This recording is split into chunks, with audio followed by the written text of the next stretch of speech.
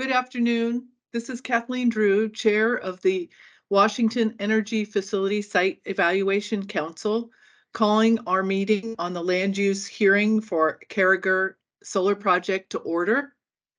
Ms. Grantham, will you please call the roll for the Carriger Council? Certainly. Department of Commerce, Kate Kelly, present. Department of Ecology, Eli Levitt, present. Department of Fish and Wildlife, Mike Livingston, present. Department of Natural Resources, Lenny Young, present. Utilities and Transportation Commission, Stacy Brewster, present. for local government and optional state agencies for the Carriger Solar Project, Klickitat County, Matt Childs, Matt Childs, present. the Assistant Attorney Generals, Jenna Slocum, Jenna Slocum, present. John Thompson, for our Administrative Law Judge, Micah Laripa, Present. for FSEC Council staff, Sonia Bumpus, Present. Amy Hofgemeyer, Present. Amy Moon, Stu Henderson, Present. Joan Owens, Present. Dave Walker, Sonia Scavland, Lisa Massengale, Present. Sarah Randolph, Sean Green, Lance Caputo, Lance Caputo, present. John Barnes, John Barnes, present. Osta Davis, Joanne Snarsky, And Snarsky, present. Alex Shiley, Present. and do we have someone for the Council for the Environment?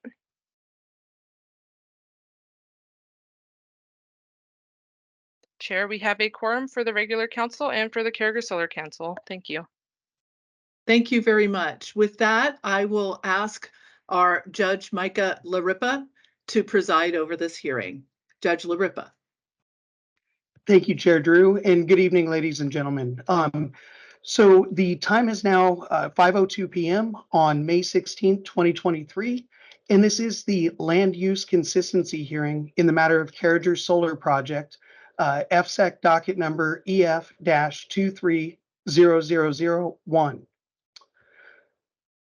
The purpose of the hearing, per Washington Administrative Code 463-26050, is to determine whether at the time of application, the proposed facility was consistent and in compliance with land use plans and zoning ordinances. At this hearing, which is required under RCW 8050-090 and Washington Administrative Code 463-26060, the public will be given an opportunity to provide testimony regarding the proposed project's consistency and compliance with land use plans and zoning ordinances. Land use is the subject matter for today's hearing. It is not general commentary about the project. Argument and testimony attorneys for the applicant and the county, and any relevant testimony as to whether or not the proposed facility was consistent and in compliance with local land use plans and zoning ordinances at the time of application, was submitted to FSEC and will be accepted during the land use consistency hearing. Speaking time at the hearing will be as follows. For the project applicant and the county, each will be afforded 15 minutes to present their argument and testimony. Following that, I will begin opening the floor to public testimony. Each member of the public who wishes to speak regarding land use in this matter will be provided 3 minutes of time. At the 3-minute mark, I will let that person know that their time has expired and give them an opportunity to conclude whatever statement they were ready to complete. So there will be some grace with regard to time. However, if it goes much beyond 3 minutes, then I will need to put a stop to that testimony. As far as the procedures go, or rather when parties are speaking, and this will apply to both the applicant and the county, as well as any member of the public, When you begin speaking, I will ask you to please state and spell your name for the court reporter. And also, I'd like to remind you to please speak slowly and clearly to ensure that we have an accurate transcript for tonight's hearing. With that, before we move to the applicant, Chair Drew, do you have anything else that you'd like me to cover? Thank you. No, that covers our meeting for tonight. All right, thank you, Chair Drew. So with that, the applicant, Cypress Creek Renewables, will now have 15 minutes to present its argument and testimony. Thank you, Judge Larippa, and good evening, Chair Drew and council members. I am Linda Atkins, that's Linda, T as in Tom, Kins. I'm an attorney with Davis Wright Tremaine, and I'm here this evening representing the applicant, Cypress Creek Renewables, with respect to the Carriger Solar Energy Facility project. I would also like to introduce a few people from Cypress Creek who are attending this evening, and they will be available to answer questions should the council have any. We have Mr. Ty Wallace. He's the Senior Director of Western Transmission for Cypress Creek. We have John Hanks. He's Associate Director of Development for Cypress Creek. Lauren Altick, the Project Developer for Cypress Creek. And Leslie McLean, she's a consultant and a project manager for Tetra Tech. Next slide, please. One more slide, thank you.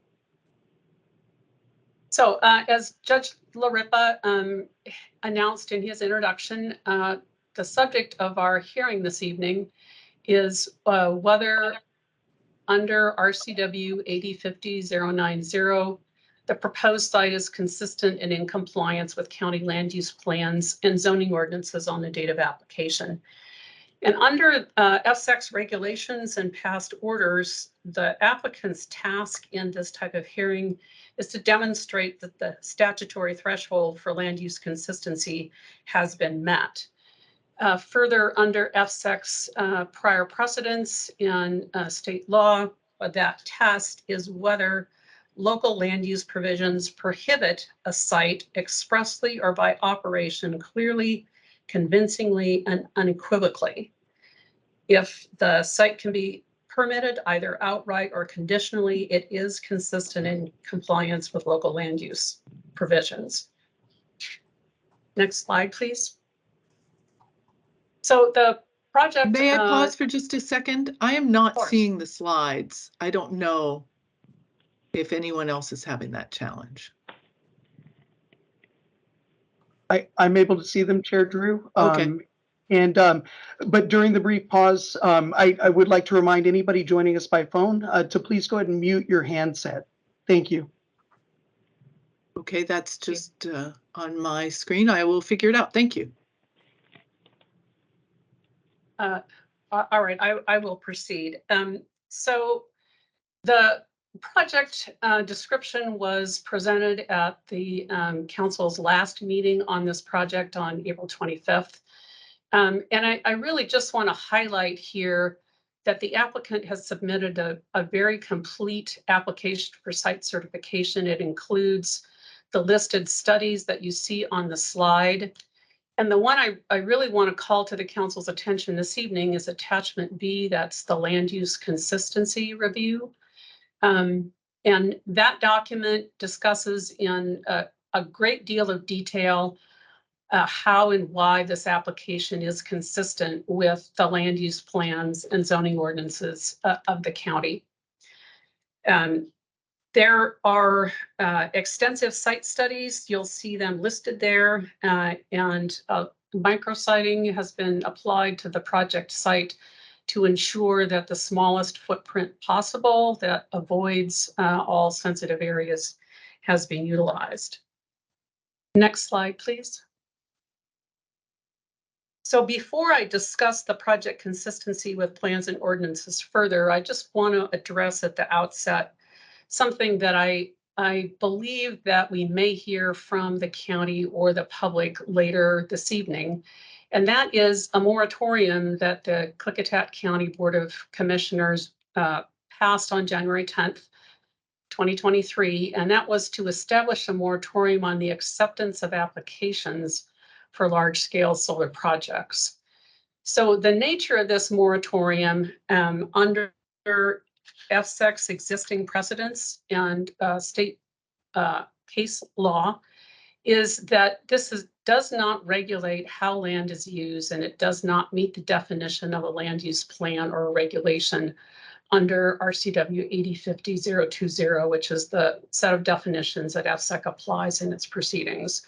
So given that, this moratorium is not relevant to the proceeding this evening, and it doesn't affect the council's determination of land use consistency. Next slide, please. So FSEC follows the rule that land use plans are guides and not mandates. And that also is consistent with general state land use law. And the primary question then under the Klickitat County Comprehensive Plan is whether the land use element of the plan contemplates the proposed use. Comprehensive plan elements that don't meet that type of a definition are not strictly relevant for land use consistency purposes. So this site for the project is designated agricultural forest under the general land use plan. That's the use designation. And that is a designation that allows as a conditional use any non-agricultural or non-forest use when that use is not in conflict with agricultural or forest practices and does not take out of production more land than is reasonably necessary for the proposed use. So again, I would refer to the way in which this project has been microsited to ensure that it is using the smallest possible footprint within the project study area for the actual solar panels and the associated infrastructure. It's been designed to avoid all sensitive areas. The participating landowners will be able to continue to conduct agricultural uses on portions of their property that are not being used for the project. There's no high value or high production agricultural lands that are within the project maximum extent. So that's the area in which the panels and the infrastructure will be placed. There is only a very small amount of irrigated land within that project maximum extent. And there's no forest land affected by the project. There'll be no trees removed or affected. And as I will discuss in a bit more detail later in the presentation, the zoning classifications that the county has adopted within this agricultural forest general land use plan designation, extensive agriculture, and rural zoning districts are districts that also allow the use. Next slide, please.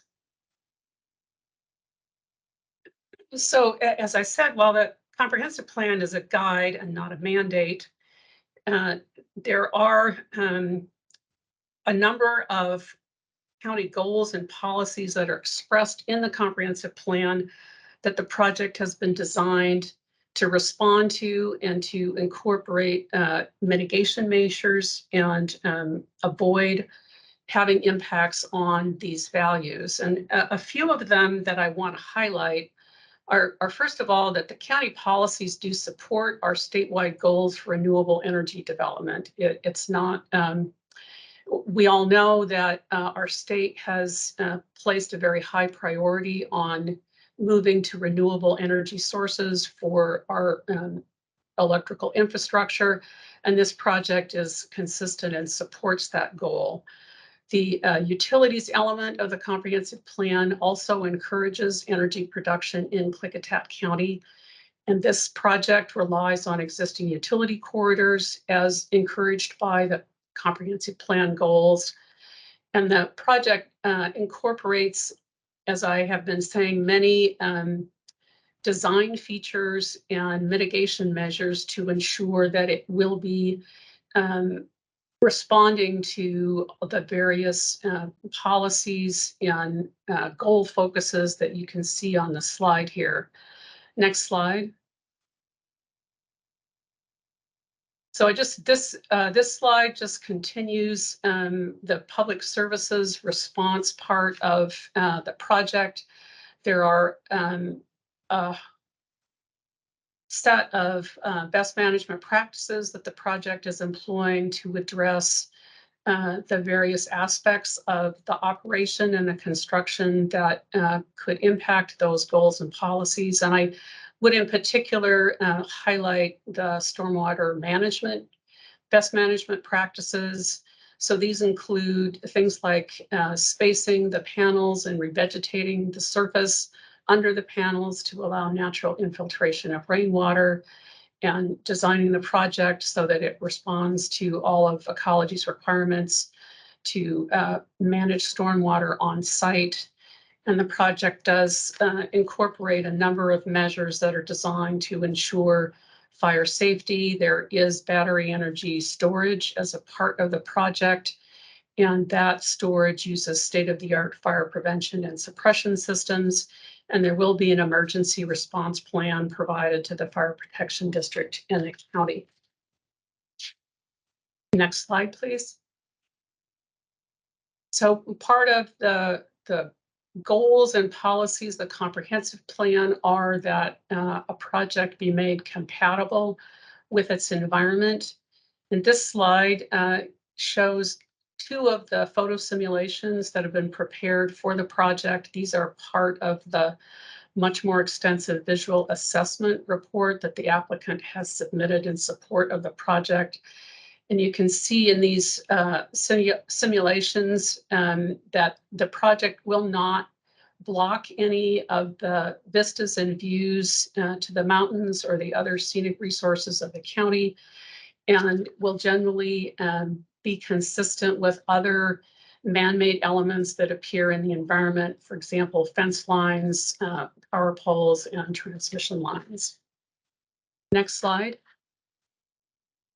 So this slide is the map from the county zoning ordinance, which shows the zoning classification and the energy overlay zone, which overlays the zoning classification. So the project site, you can see, is outlined in the purple. And you can see from this slide how the project is laid out so that it provides corridors for wildlife and responds to the need to keep the project infrastructure away from sensitive areas such as streams and wetlands. And you can see the extensive agriculture district is in the yellow and the general rural district is in the green. And most of the project is within the area that's cross-hashed in red. That's the energy overlay zone. So that is a zone that was adopted under Klickitat County zoning ordinances to accommodate renewable energy projects, which include solar energy projects. Next slide. So once again, the zoning classifications, the extensive agriculture district, the general rural district, and the energy overlay zone. So each of those classifications allows a solar energy facility as a use. And the energy overlay zone, solar energy facilities are actually a permitted use. They're permitted outright. And in the EA zone and the GR zone, this type of a facility is allowed as a conditional use. Next slide. So under the county zoning code, you can see the definition of a conditional use. That's a use that is permitted when it's authorized by the Board of Adjustment and subject to reasonable conditions or restrictions, which would render the use compatible with existing and potential uses in the vicinity, which are permitted outright. So the essence of a conditional use, and this is as a matter of county code, and it's also as a matter of our general land use laws and principles in this state, is a use that is permitted subject to conditions. So in the Klickitat County Code, there are not specific conditional use approval standards that are associated with that definition that I read. So from that extent, the project would be looked to have conditions to make it compatible with environmental analysis under SEPA and any applicable zoning standards within the code. And the ones that I would point the council to would be in the EOZ. There are actually a list of topics that the EOZ calls for both wind and solar projects to be made consistent with. These are all topics that the project has been designed to accommodate and respond to.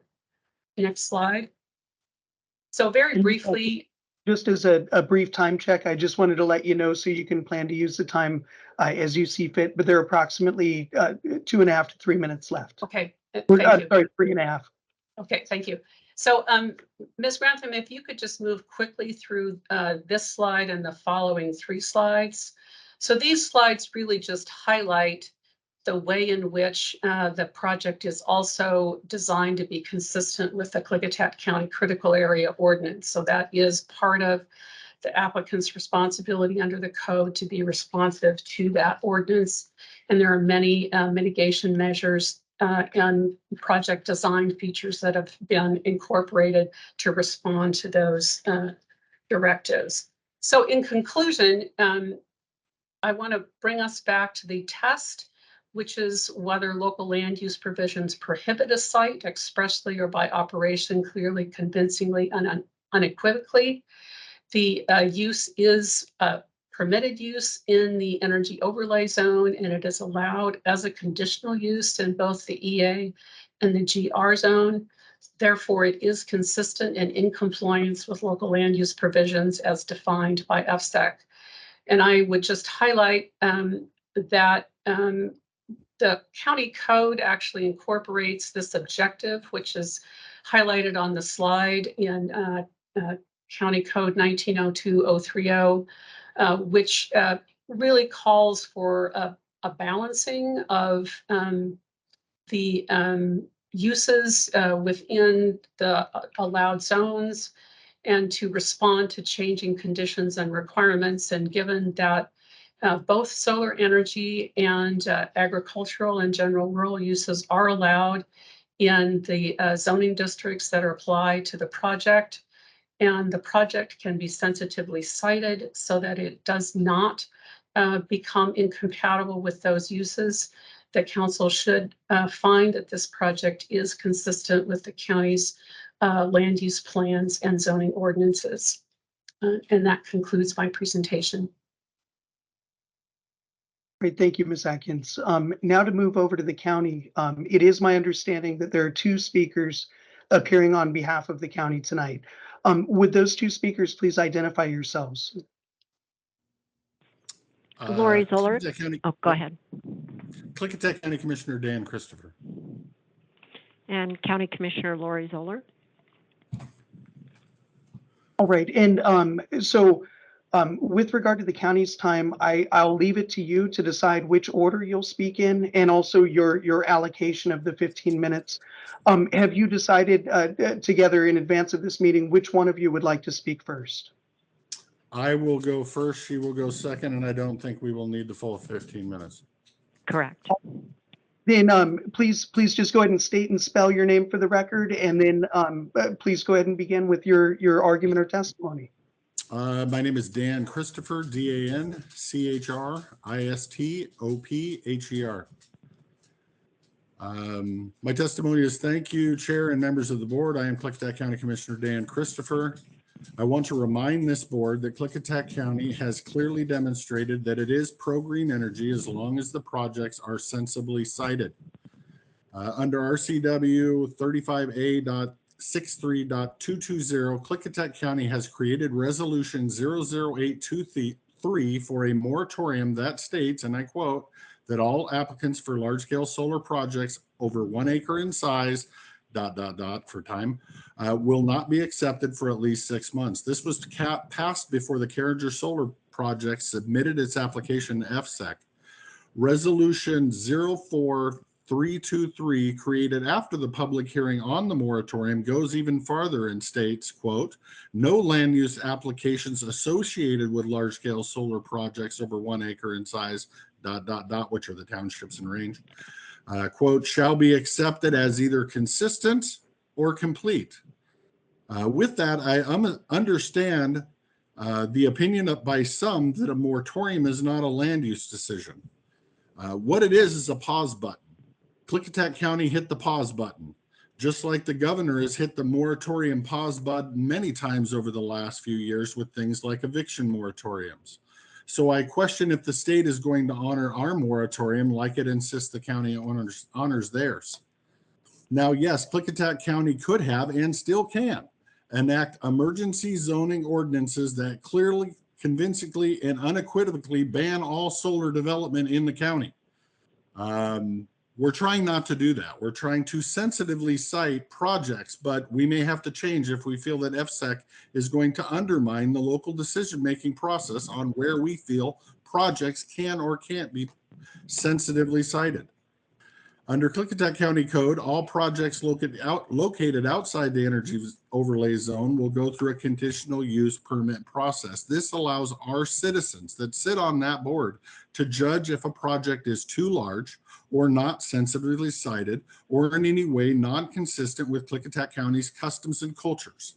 This public hearing today that we are mere spectators in is not a consistency hearing presided over by Klickitat County residents, and it is a hearing of which we have one voting representative that will preserve our customs and cultures. With that, Klickitat County has also submitted a packet for review, providing the evidence that we can obtain on a limited, incomplete, and inaccurate data submitted by the Carriger application so far. With that, I'm going to freestyle a little bit, and I'm going to certainly hope that you all don't take the testimony given by the attorneys for the applicants as true and factual, as they've probably never been to this land either. I would certainly hope that the people on this board would care enough for this community to at least come out and drive the project and then look at the application that was presented to you and look at the legal blah, blah that was just given and be able to call BS. Oh, you can't see this project from Goldendale. I can see it from the Goldendale Community Services Building. I can see it from the courthouse. You can see it from the freeway. You can see it from so many places all over that valley. And they show two pictures that I don't even know where they're taken. They found some boring road with no houses on it and said, see, this is what it looks like in Klickitat County. It's absolutely misleading. We at Klickitat County cite our projects, of which we have solar projects, we have windmills, we are going to have pump storage, we're going to have more solar, but we do it in a sensitive way. We put the solar panels that are going to affect people in the sagebrush, where there's no houses around. Nobody's got to look at them.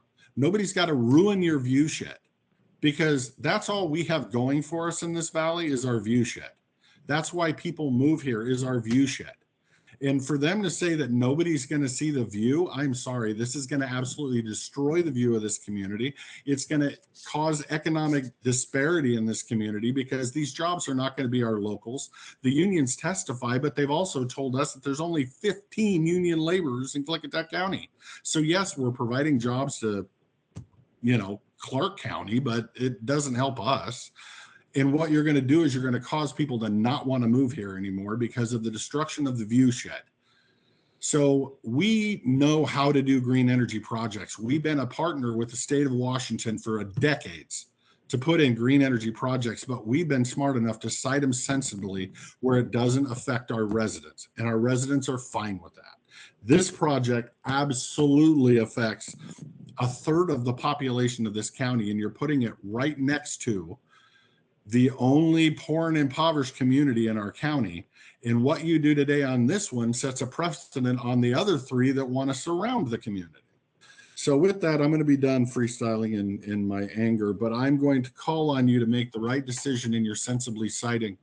And I hope I can trust on you to find that this, because of the moratorium, is not consistent.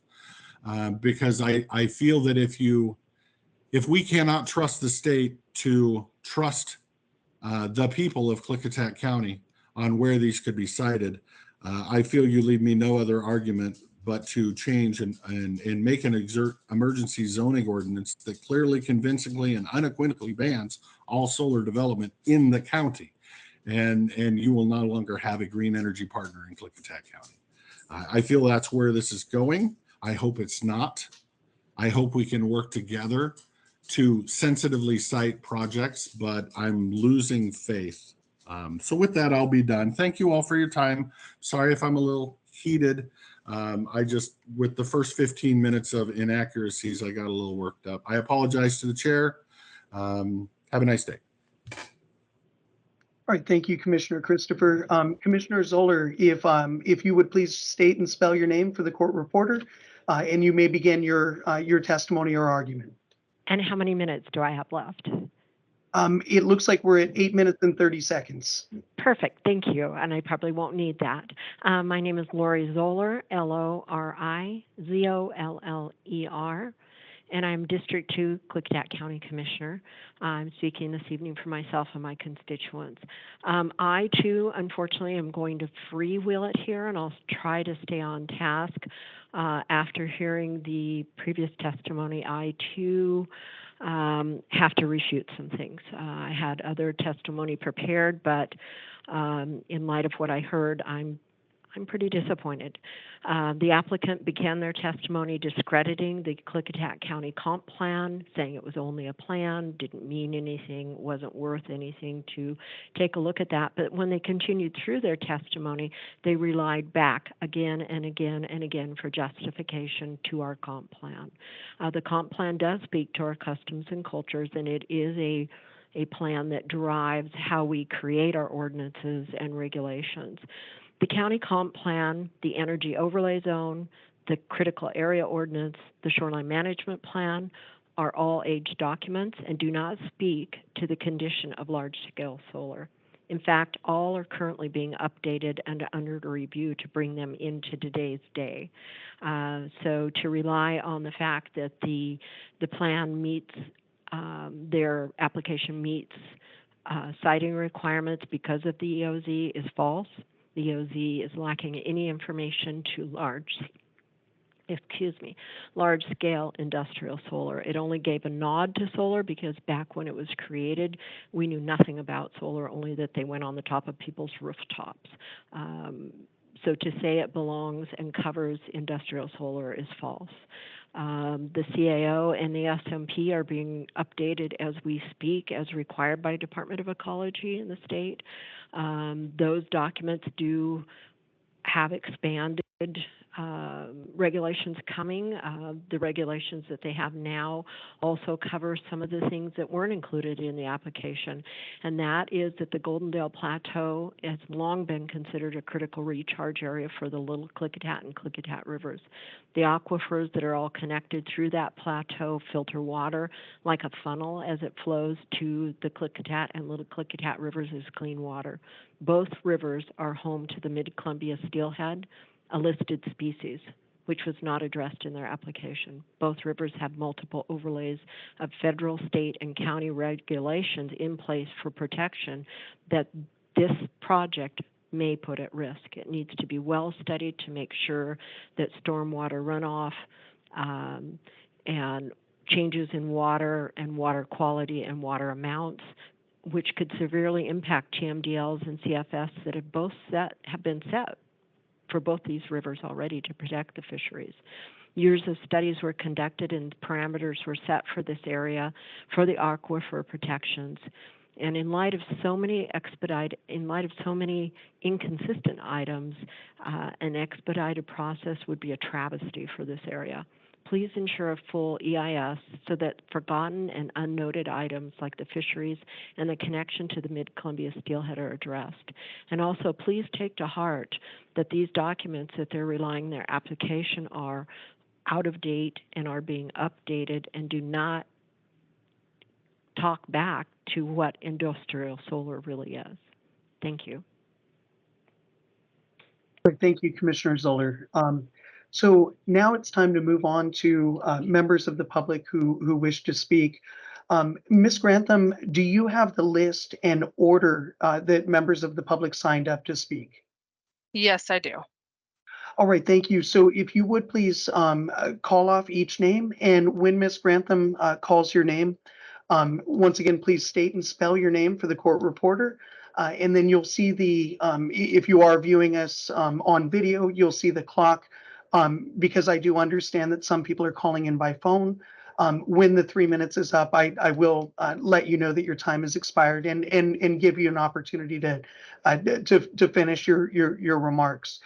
I will ask that everybody not speaking, please remain on mute, and show each person who wishes to speak the same courtesy that I'll expect when you're speaking. So with that, Ms. Grantham, would you please call the first member of the public who would like to offer testimony tonight? Certainly. The first name I have is Justin Sellers.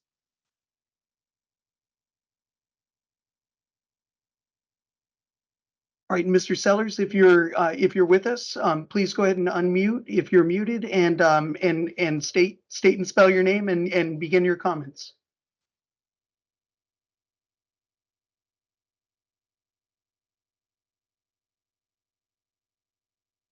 I'm not hearing Mr. Sellers, but really quick, Judge, I think Chair Drew might have dropped off. Oh, she's joining back in as we speak. Okay, we'll go ahead and stand by. There she is. Welcome back, Chair Drew. All right, so what we'll do then is we'll move on to the next member who signed up, and then before we conclude, we'll circle back and see if Mr. Sellers has joined us again. Okay, so the next name I have is Greg Wagner.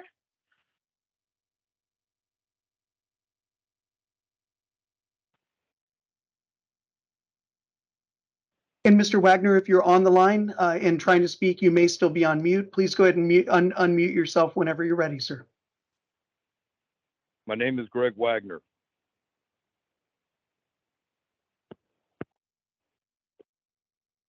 All right, and if you would please spell your name for the court reporter, and then you may begin your comments, sir.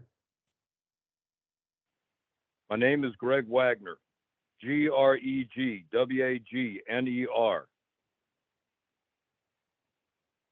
I'm with the group CEAS, Citizens Educated About Solar Energy.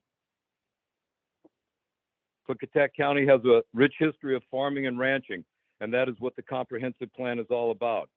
The project is inconsistent with land use and is incompatible. The Cypress Creek ASC is inaccurate. The 266 pages is flawed, has many omissions and inaccuracies. It cannot be counted on. It was provided, much of the information was provided by Tetra Tech, a company that's under investigation. FSEC itself has asked for a data request dated 5/9 for additional information. CEAS members request that this virtual consistency hearing cease and be rescheduled until a later date. If this applicant could provide answers prior to this land use consistency hearing, FSEC and its consultants would not have adequate time to review their answers to ensure they are accurate. CEAS members, the public, and Clickitat County government would not be given adequate time to review these answers. Many of these answers were provided by Tetra Tech and should not be accepted considering they are being investigated for fraudulent reporting. FSEC's questions should be forwarded to and reviewed by the appropriate agencies for accuracy.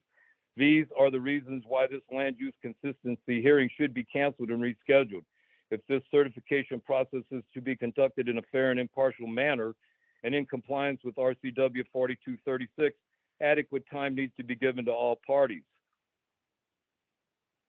CEAS members are requesting the land use consistency hearing be postponed. And we heard the applicant's lawyer say that our moratorium, our ordinances had no value. And then they turn around and they quote all our EOZ and our codes as having value and importance in their consistency. I feel that our moratorium should have as much weight as the ordinances that we have in place that they want to use in their favor and against us. This is unfair to the citizens of the county. We'd like to have input in what goes on in our county and not have Cypress Creek pay somebody to give them the answers they want. And the picture they showed of the view shed was on Fish Hatchery Road. It doesn't show what the real landscape looks like. This project will be seen for miles, and it will disrupt people's lives, their property values. It will destroy the land. Our water counts on the recharging of our potable aquifers. It's in violation of the critical area ordinance. Many of their studies are false, inaccurate, misleading. Even on April 25th at their meet and greet with FSEC, their displays were wrong. Ty Wallace gave out false information to the fire commissioner, Rule 7. Everything that they say is always questionable. They'll say anything to get their projects permitted. So in light of that, this project should not be certified. It should go to adjudication. It should be fully studied. All their studies should be re-examined, especially if they were done by Tetra Tech. They have proven to be inconsistent and inaccurate with their information. That's all I have to say. Thank you. All right, thank you, Mr. Wagner. And for future speakers, I understand that part of the comment, and it was limited, so I didn't want to interrupt Mr. Wagner's comment. But with regard to any motions to continue the land use hearing, further motions will not be considered. This is the time, date, and venue for the land use hearing pursuant to the notice that was issued on April 27, 2023. So for future speakers, I will ask you to refrain from making any further motions regarding the procedures for this evening's hearing. With that, Ms. Grantham, who is our next speaker? Our next speaker is Deb Wagner. All right, and Ms. Wagner, you're welcome to go ahead and unmute. And if you'd like, please state and spell your name for the court reporter and then proceed with your comments. My name's Deborah Wagner, DeborahWagner.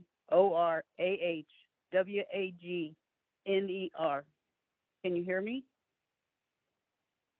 Yes, ma'am. Okay. These are my comments why Carriger Solar project should not be certified. The Clean Water Act is a federal law enacted in 1948, and amendments have been made in 1972 to protect our water.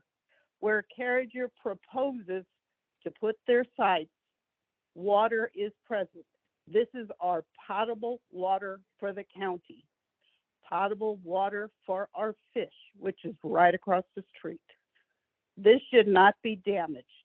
Our water should not be contaminated by solar sites. With all the chemicals in the solar panels, this would be irresponsible to do.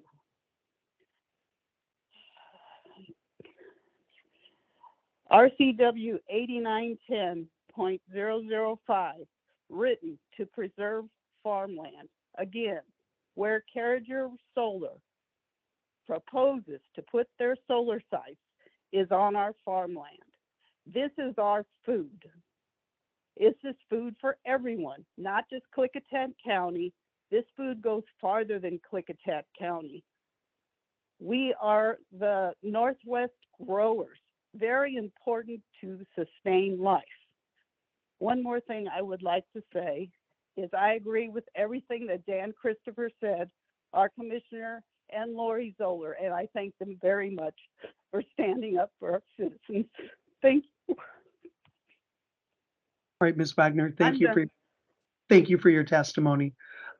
Ms. Grantham, who's our next speaker this evening? Our next speaker is Delmer Eldred. All right, and please go ahead and unmute, state and spell your name for the court reporter, and you may begin your comments.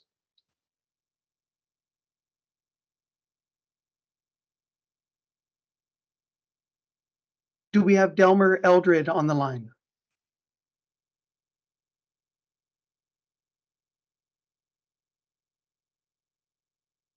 All right, hearing no one, Ms. Grantham, please move to our next speaker, but just put a note to call Delmer Eldred's name once again, once we move through all of those who've signed up to speak.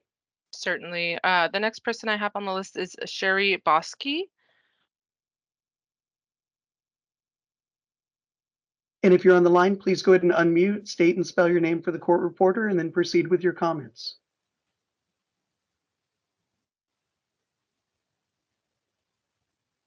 I see that she's trying to speak, but we're not hearing her come through, unfortunately. Can you hear me now? Yes, we can. Yes, we can. Okay. Dear FSEC, Nope, sorry. my name is Sherry Bosque, SHERI Quet. I live in Houston, Washington. I care about my seat of my county, and I do not want it surrounded by industrial solar. I do not believe you have the territorial jurisdiction. Come into our county and tell our county how we will use our land. I do believe that you must listen to our county planning. We will not allow permits. We will not allow this in our moratorium.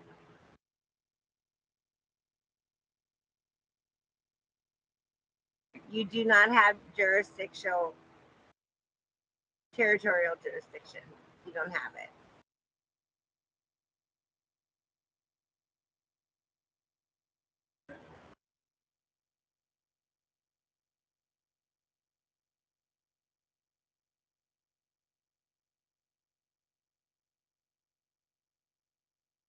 And Ms. Bosky, it appears that you went back on mute. Have your comments concluded?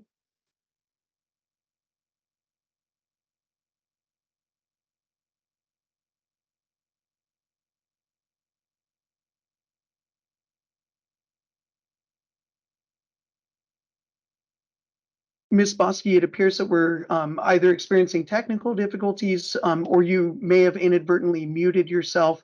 If you have further comments, please speak up and let us know that you're there.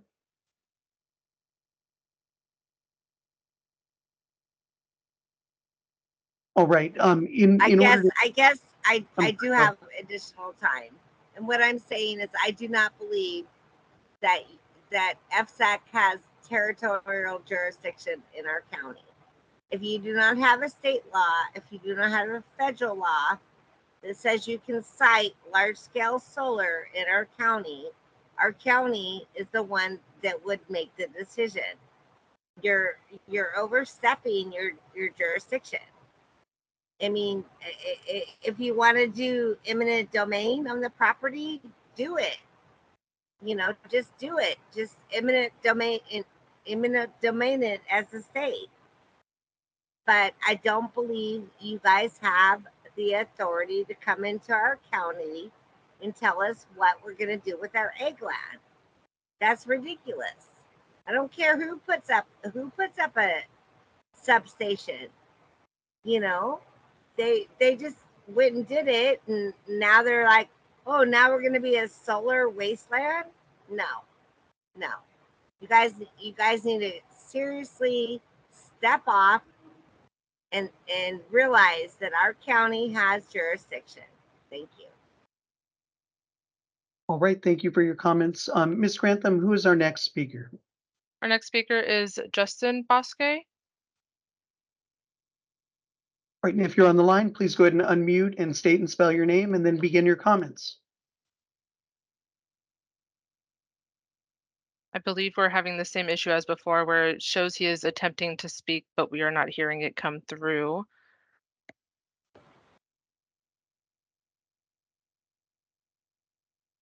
All right. We'll give it just a moment and then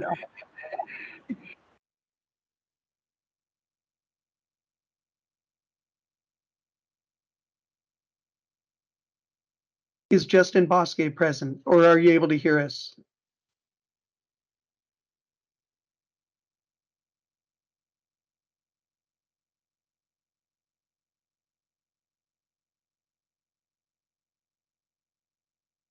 And Mr. Bosque, it appears that you're experiencing technical difficulties. If you can try to speak, if I'm not able to hear you, though, we'll move on to the next speaker and then call you again at the end. But please go ahead and try one more time, sir.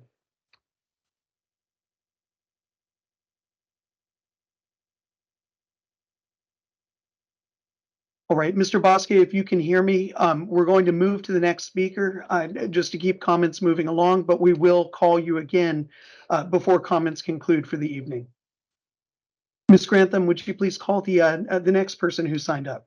Yes, the next person I have on the list is Dana Peck. And Dana Peck, if you're on the line, please go ahead and unmute and state and spell your name for the court reporter. Hi, can you hear me okay? I sure can. Okay, my name is Dana, D-A-N-A, and the last name is Peck, P-E-C-K.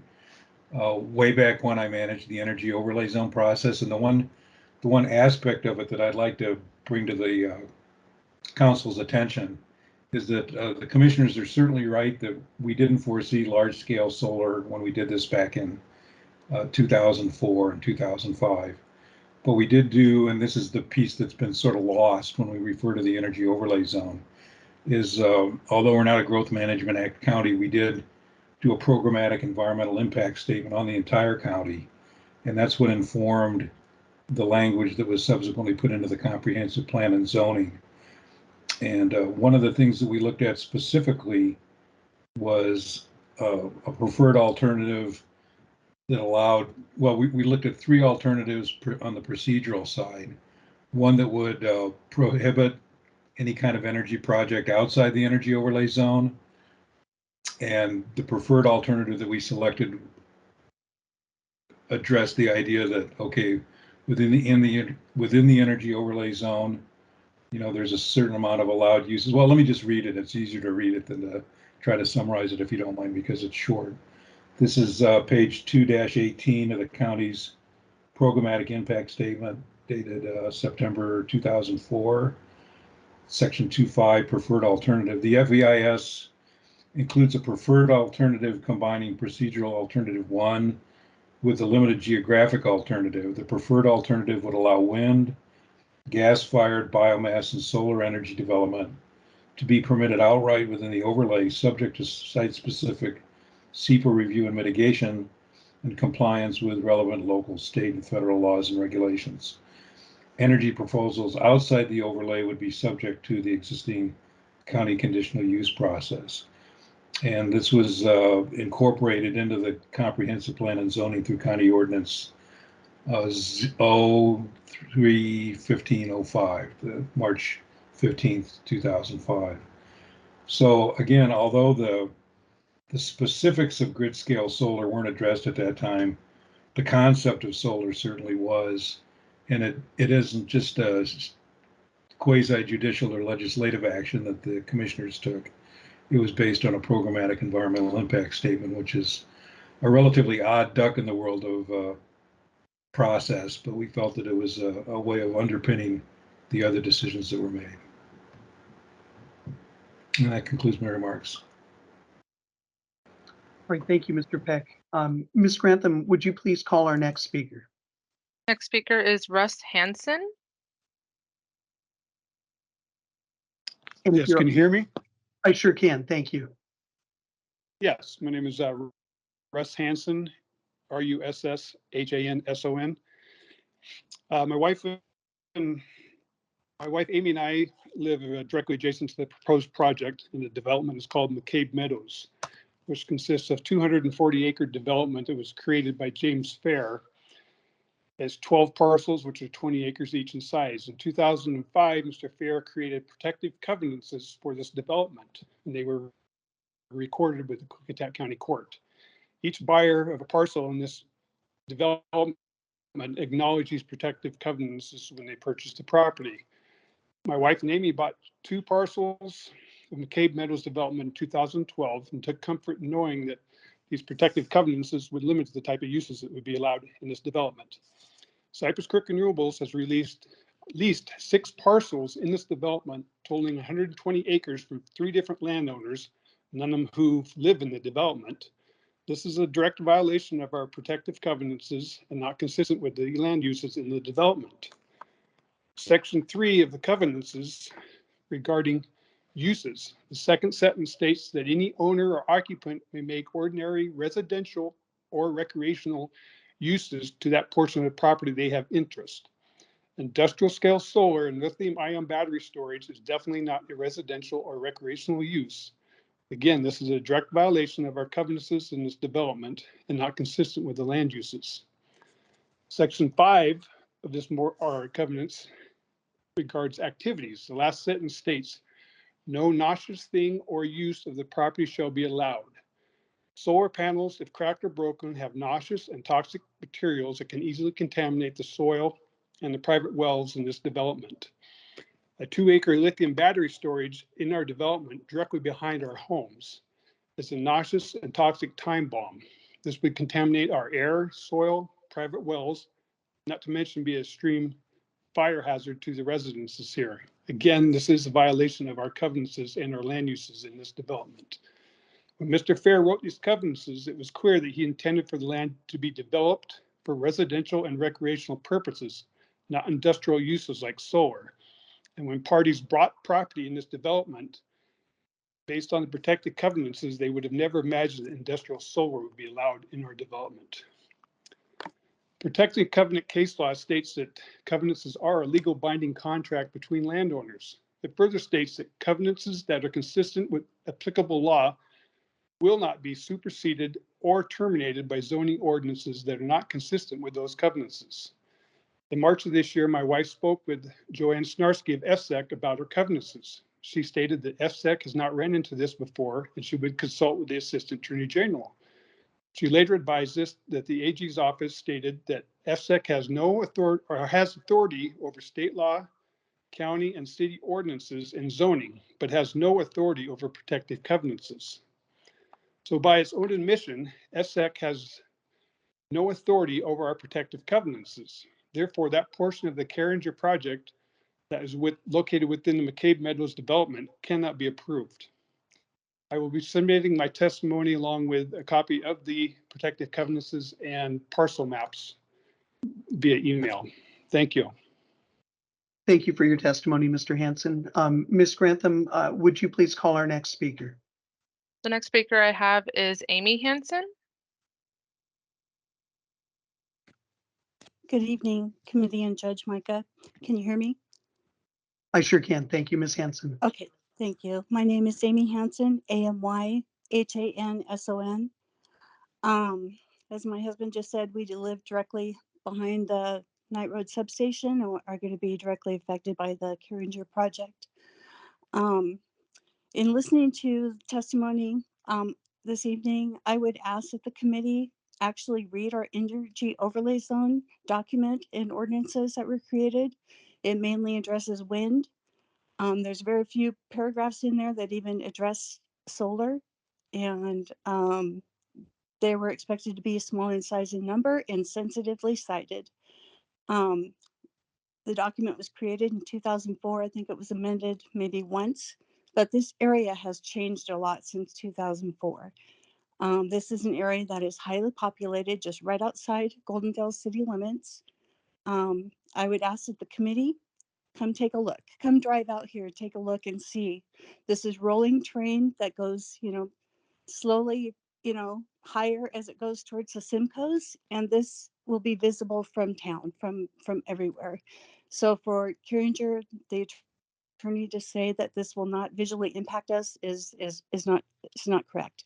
Please come take a look. Please look at where they're proposing this project. I've read the county comprehensive plan many times, and basically it says that activities should keep the rural character of our county. Where we live, we are surrounded by productive farmland.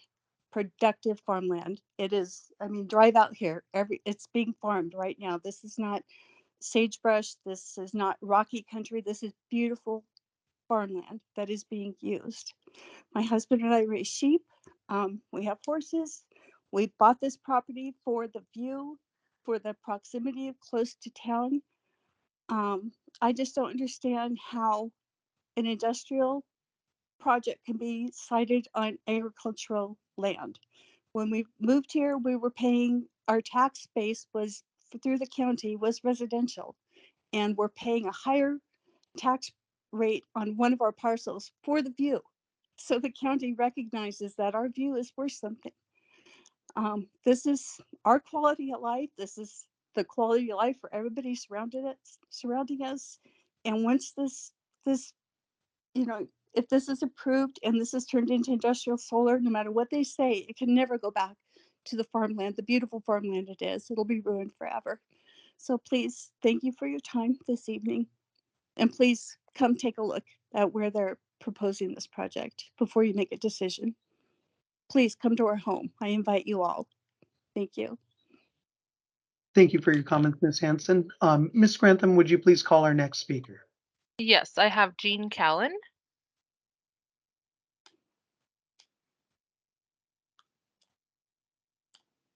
And if Jean Callan is on the line, please go ahead and unmute yourself and state and spell your name for the court reporter, please. Can you hear me?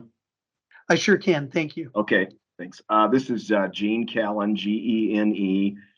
Last name is Callan, Callan. My wife and I live directly adjacent to this project. In fact, our domestic well is within a few hundred feet of the panels. Just to give you some context, tonight, because it is a land use hearing, by the way, one which I think is probably one of the most important land use hearings we've had in the history of our county. I'm a little appalled that we didn't have this in person.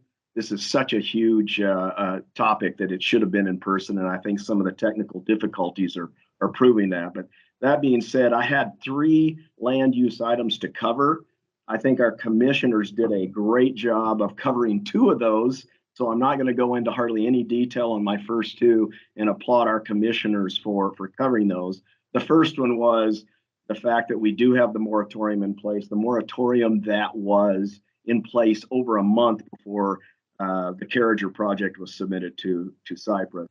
The second one was the fact that we have a requirement inside our EOZ, and I'm not sure anyone has talked about it in detail yet, that there is an environmental impact statement required for every project that goes through the EOZ via a legal agreement that was executed back years ago.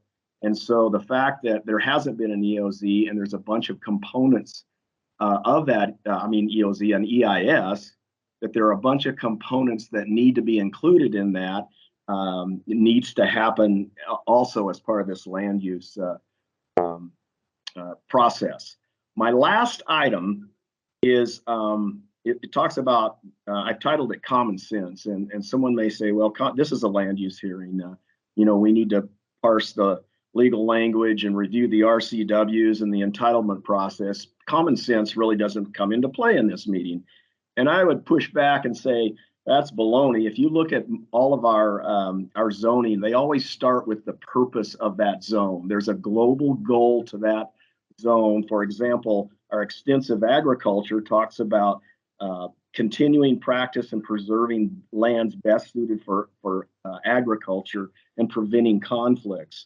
And our EOZ talks about sensitively siting projects. For this project to be called, micro-sited and sensitively sited does not factor in a common sense filter. If we were to use that filter, I don't think anyone, whether you're for this project or against this project, would argue that we are not turning our ag land into an industrial use. And that's the common sense factor that we're faced with in this county. Thank you very much. All right, thank you for your comments, Mr. Callan. Ms. Grantham, would you please call our next speaker? Next speaker I have is Dave Barta. Good afternoon. DAVEBARTA. And you can hear me, correct? Yes, sir. Thank you. Chair Drew and council members, good afternoon. Thank you for the opportunity to testify on land use related to the Carriger Solar Project. According to the applicant's presentation, they are in full compliance with Klickitat County land use and zoning. The applicant further states that the moratorium related to industrial solar siting is not a land use action. History, however, proves that assertion false. In 2013, shortly after marijuana was legalized across the state, Klickitat County placed a moratorium on sale, distribution, and retailing of marijuana products in the county.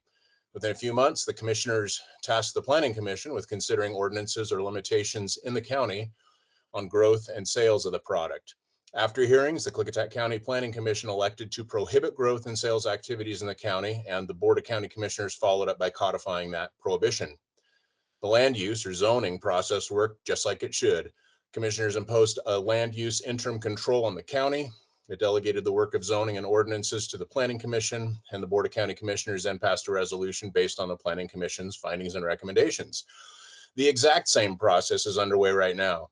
In January, the Board of County Commissioners passed a resolution imposing a moratorium on industrial solar siting in the Knight Road area. Following the hearing, the BOCC directed the county planner to employ the services of the Klickitat County Planning Commission to review zoning and land uses in the stated area. The Planning Commission met last night for the second time on the issue, meets again in a couple of weeks to review data and consider performance standards. The process is just the same as it was in 2013 and 14. The applicant has stated that not accepting applications for industrial scale solar in the affected area is not a land use control. Of course, that is not the case. In principle, it is no different from initiating a moratorium, working through a process, and then restricting marijuana grows or retail storefronts in the county. Moratorium has history in Klickitat County as a land use decision. In addition, the applicant states because a portion of the project occurs outside the EOZ process does not apply, and the underlying zones for permitting utility facilities by a conditional use permit process are applicable. In fact, Klickitat County Ordinance 01121, which was passed well before the moratorium, states that any energy system seeking to connect to the BPA substation on Knight Road would be required to use only the CUP process, regardless of whether in or out of the EOZ. Though the applicant neglected to reference that county ordinance in the application, it is the actual reason Cypress Creek is beholden to the CUP process. So Cypress Creek acknowledges one county land use directly related to utility scale solar near Knight Road, while denying another, the moratorium, which applies to the same area. Klickitat County has faced similar issues in the past. In the 1990s, when farmland was being consumed unchecked by real estate developers, citizens, many of them farmers, got the county commissioners to start a process to review development standards. Shortly after, the Planning Commission recommended the smallest lot size allowed without road and infrastructure improvements was to be 80 acres. The commissioners adopted the recommendation so farmland and agriculture could be preserved. Utility scale solar does not preserve farmland. It is inconsistent with agriculture, inconsistent with Klickitat County Code and ordinances, and I ask you to deny Cypress Creek's expedited application to site industrial solar in this area. Thank you very much. All right, thank you for your comment. Ms. Grantham, who is our next speaker? Our next speaker is Elaine Harvey. And for our last speaker, if you'll go ahead and place yourself back on mute, I just want to make sure that we don't have background noise. Hello, Elaine Harvey, ELAINE I'm Elaine Harvey. I'm a resident of Klickitat County, also a member of the Comithpo Band, which is from this land here. And today, I'm concerned about the tribal first foods because this project will impact the first foods of this area. And this is the usual and custom gathering grounds of the Comithpo Band, also known as the Rock Creek Band and the Klickitat Band. We still live here. We still gather our foods. This proposed project will directly impact our foods that grow in this area. The ephemeral streams will be impacted. The wetlands, the perennial streams will all be impacted by this project, and that will in turn impact the wildlife and all the different native plants, first foods, and species in the area. And this land, is proposed as industrial solar. This area is not zoned for industrial uses. This land is currently in ag, range, and rural. And the 6 to 8 foot fences with barbed wire is not consistent with the current land use and the existing fences in the project area. And the solar project will impact the views of the city of Goldendale and the views to the Simcoe Mountains and Mount Adams from Goldendale, as well as Highway 97. And this proposed project is within the county's energy overlay zone and should require a full EIS. And this application should not go through an expedited FSEC tracking process. And also there's, as mentioned before, a solar moratorium. So with Carriger, that just shows their lack of respect to the Klickitat County and the residents of this county who will be living with the impacts of this project if permitted by FSEC. And also that this county does not have the critical ordinance or shoreline master plan in place. And that is a conflict because those are required by Department of Ecology, and you guys are also a state, Washington state agency. So, those need to be in place to protect the resources of the county. And there are federally listed ESA species, which was stated before, steelhead, and this is in the headwaters of the Little Klickitat River, which will impact ESA listed threatened steelhead. And there are western gray squirrels in the area, in this project area, and also ferruginous hawks. So these are some of the concerns I have and reasons why this project is not consistent with the current land use. Thanks. All right, thank you for your comments, Ms. Harvey. Ms. Grantham, who is our next speaker? So that was our last speaker. So I will be circling back to those who we couldn't hear or might not be here. So the first one was Justin Sellers.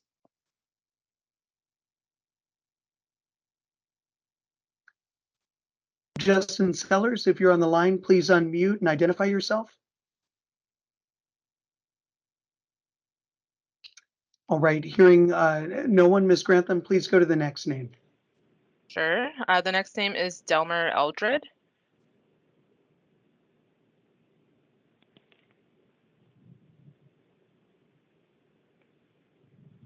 Do I have Delmer Eldred on the line? If so, please unmute yourself and state and spell your name for me.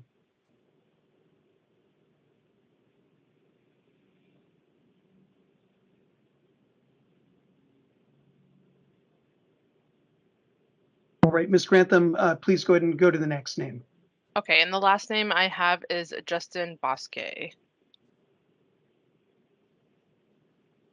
Hello, audio check. Can you hear me? Yes. Yes. Oh, finally. Thank you for your time tonight. Name's Justin Bosque, Justin, B as in boy, OU, S like Sam, QUET. And if you're good, I'll just get started. Please, when you're ready. Thank you. The permitting process is supposed to take the entire project into consideration. This project is not sited wholly within the county's energy overlay zone. Even assuming the EOZ does permit this solar project in its entirety, including the lithium storage facilities, which people are ignoring, it must be held to the county's standing comprehensive plans. This project is absolutely not consistent with the current comp plan. Klickitat County's comprehensive plan does not address industrial scale solar projects. Stated within Carriger's own application, they would be required to obtain conditional use permits to complete this project, assuming such permits would even be approved. As I previously mentioned and others have stated, the county also does have this standing moratorium over large scale solar. It's a gross misrepresentation of the purpose of this moratorium, as it does address land use for which this project intends to accomplish. Carriger's statement regarding occasional water usage is far too vague and does not accurately depict their tangible usage over time. It is known that these panels require water to periodically clean their surfaces. It would be unreasonable to expect anyone to evaluate consistency for a project without thorough and accurate details about this requirement in its entirety. How can this project claim to not permanently alter soil conditions while it doesn't provide a site restoration plan? It absolutely will alter the land and soil conditions immediately upon the start of the construction. The soil alterations will continue to beyond the life of the project. Carriger does not make claims about how long this alteration will be. Moreover, they do not even provide the site restoration decommissioning plan as required by WAC 463-72020. How are we to discuss land use consistency when the proposal does not contain the details necessary to confirm as such? Carriger continues to make claims regarding consistency without substantiating those claims. FSEC must deny this project and allow the local Klickitat County officials to work this project through their own existing enshrined process. And I want to take my rest of my time to say thank you very much to my county commissioners for having the morals and courage to stand up and say what we need said to these officials today. I appreciate Dan and Lori very much for their attention and support as our county leaders, and I hope that they can be put back into place of leading this project and ensuring that the county citizens are protected as we need to be protected. Thank you very much. Appreciate your time and coming back to me. All right, thank you for your comments. Ms. Grantham, because we do have a few additional minutes, if you would please just do one last roll call for the other two people who've signed up to speak tonight. Certainly, I can go back to Justin Sellers. All right, and I also see a hand up. We'll go ahead and call that person after we call the two names who've signed up. All right, and I don't hear Justin Sellers speaking up, so please go to the other name who signed up. Delmer Eldred.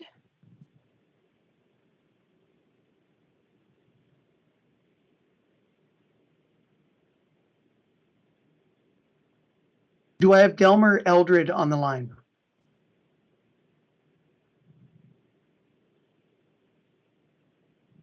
And your handset might be muted independently of being muted on Teams. So if you just want to check your handset if you are on the line, please go ahead and speak up.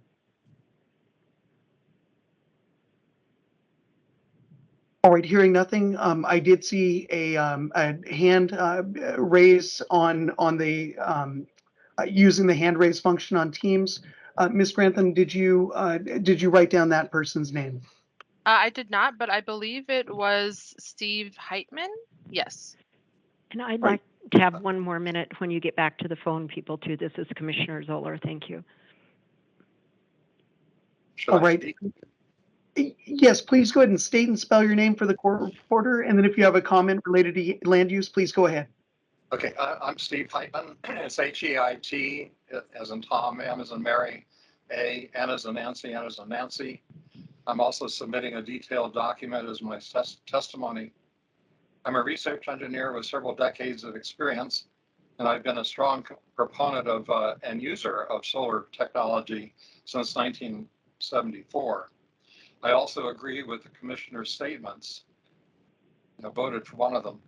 In addition, consistency with FSEC's existing land use criteria in no way implies that those criteria are complete.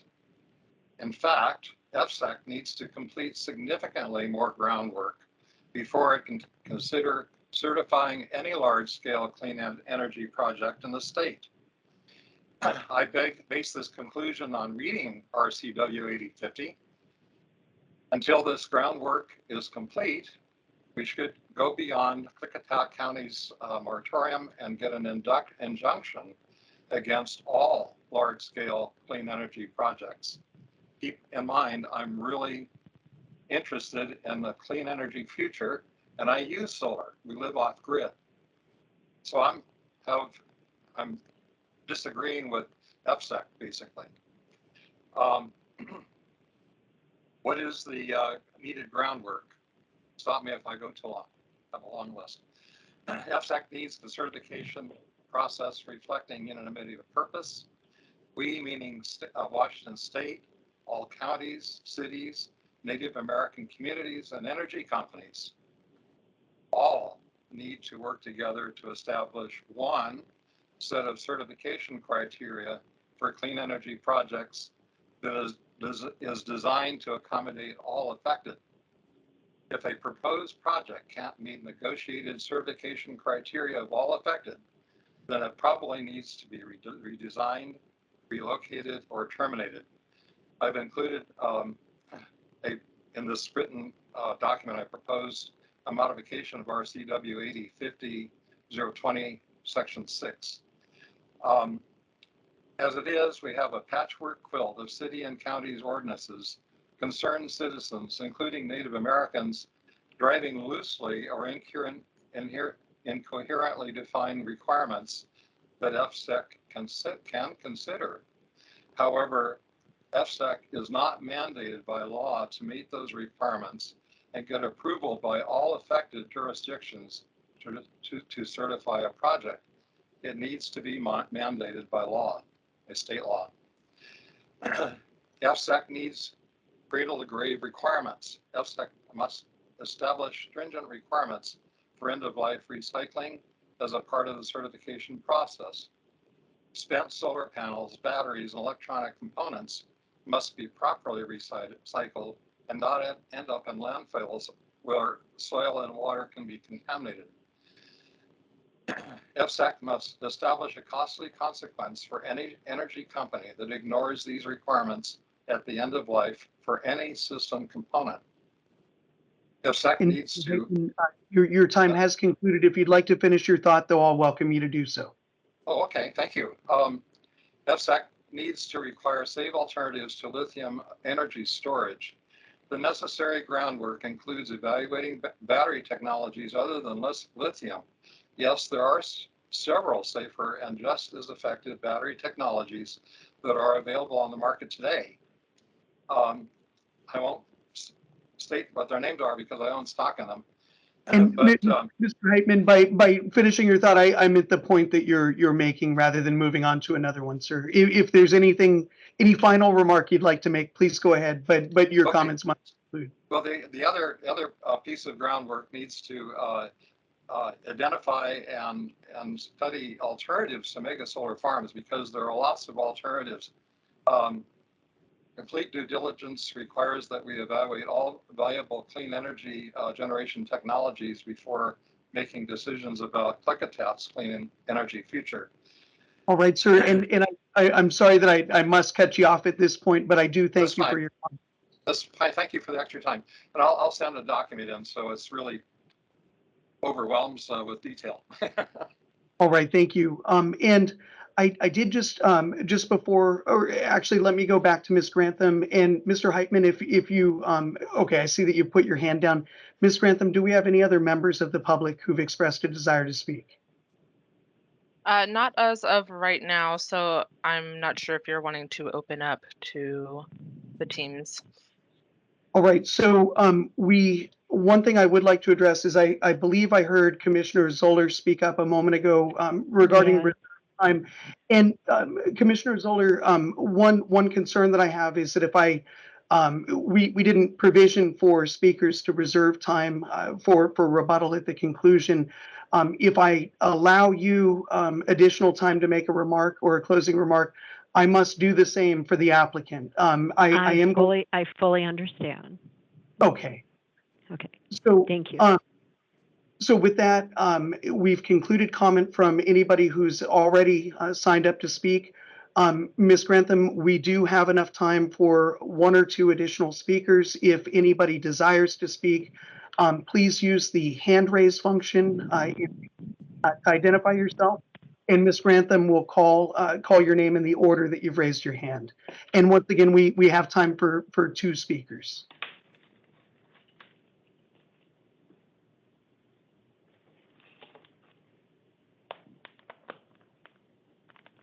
Right, and I do hear somebody that's connected by phone is unmuted. Are you trying to identify yourself to make comment? All right, and I no longer hear that background noise. Let me briefly check. All right, I don't see any hands raised. So with that, public comment has concluded on the land use hearing, and I'm now going to turn this back over to Chair Drew. Thank you very much, Judge LaRipa, and thank you everybody who participated tonight. We will certainly take all of your comments into consideration for all the speakers tonight and appreciate your participation. Have a good evening. This meeting is adjourned.